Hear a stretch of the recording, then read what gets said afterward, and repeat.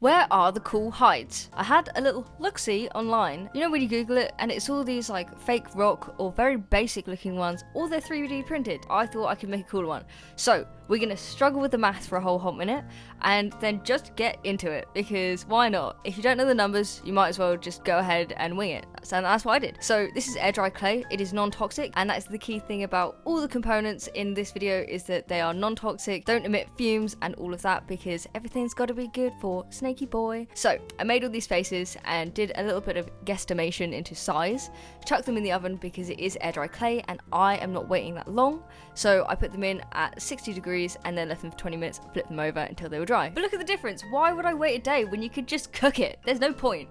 And then I stuck them together and had a whole little moment with that, but it's fine, it stays together, it's all good. And I made the walls a little bit thicker because I wasn't in love with the thinness of it all. And then I got out my new little toy, which is a mouse sander from Bosch, I don't know. It's really cute, really like helpful to be honest, and it did tear it apart though. So the walls came apart and like it thinned it out, so I thickened it out. Why not? And then I went around and just covered everything, like the internal structure, because I wanted it to be sound structurally, survive an earthquake. This is gonna. So yeah, I like proper padded it out. It was so heavy by the end. But now that it's done, it's time to actually make it look good and build on the base. So it's time to decorate. I went around the outside with these little like thin strips because I am not an architect. I'd like to say that right now. I don't know what any of these parts are called, but they add to the aesthetic of the hide. So, you know, like a little like framing situation. And I found that the best way to stick wet clay onto dry clay is to score it and then put water on it, then stick it on and then go with the water on the outside. Now, because the chimney came off, I had to re-up the chimney situation and stick it back on, because as much as I love that Bosch sander, it did tear it apart. In the design, there is like a hole in the ceiling, so I had to make that like a faux hole that just kind of dips in. Otherwise it's a hole, and I thought it's cute, but I didn't want the snake to be able to like go into it.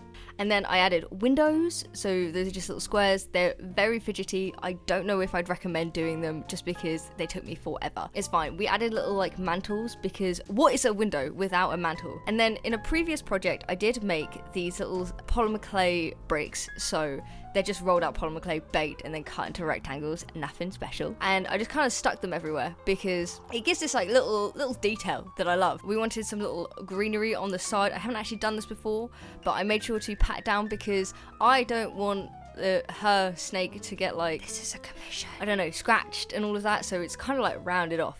And then I went in with the paint, and this is burnt sienna, and I just chucked that everywhere on the like basey part that I, you know, just the walls.